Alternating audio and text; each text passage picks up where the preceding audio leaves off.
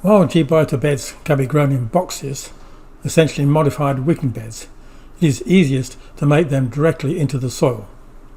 This way they benefit directly from the natural soil biology. It just takes a strip of land about 2 meters wide and between a couple and 10 meters long. The bed has 3 layers. The bottom layer is very rich in nutrients and is where the beneficial biology grows, and also acts as a food and water reservoir. This is the breeding layer for the beneficial biology.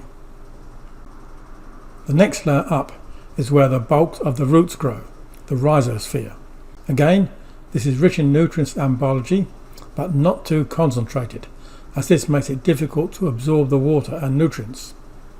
Plants absorb water by osmosis, where the weaker solution moves into the stronger solution in the plants. If the concentration in the soil is higher than in the plants, it literally sucks the water out of the plants and they die. The top layer is where the seeds germinate. Seeds have all the nutrients they need built in, so this layer need not be nutrient rich, but must have a good fine texture for close contact with the seeds, and be moist without being wet, so that the seeds will germinate properly. Normally beds are rectangular, but this need not be.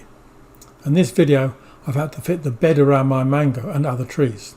The base of the bed needs to be flat.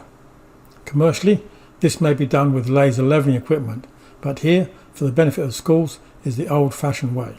I mark out what I call the lead corner and edge, which I use as a reference, then estimate where the other sides will be.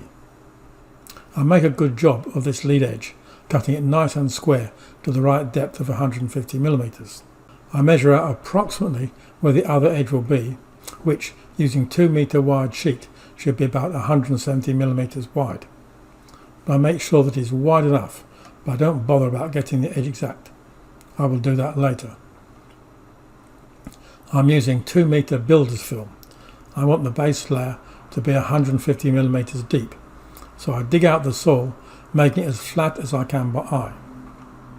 Now let me be honest, I've made lots of bed and I never get them properly flat by eye. My soil is a silty clay, so I can just partially fill it with water to see if it is level. On sandy soils I would have to use the builder's film for testing. As you can see, I've not got it right, as the top end is too low, so I just rake the soil around until it is more level. There's a trap here, as the lower level I have filled will have very wet soil and will contract as it dries. So I let it drain and come back in a few hours.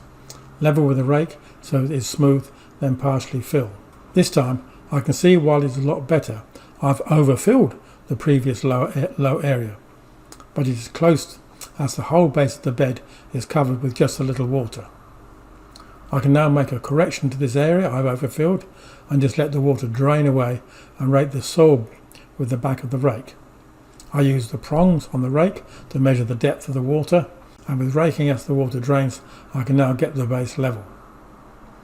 I rarely get it right first time and need a second go, but if I need 3 goes I've made a serious error on my first attempt. But no problems, just a bit of extra work. To see all my videos and articles on how to build and operate Gbiota beds, go to www.gbiota.com.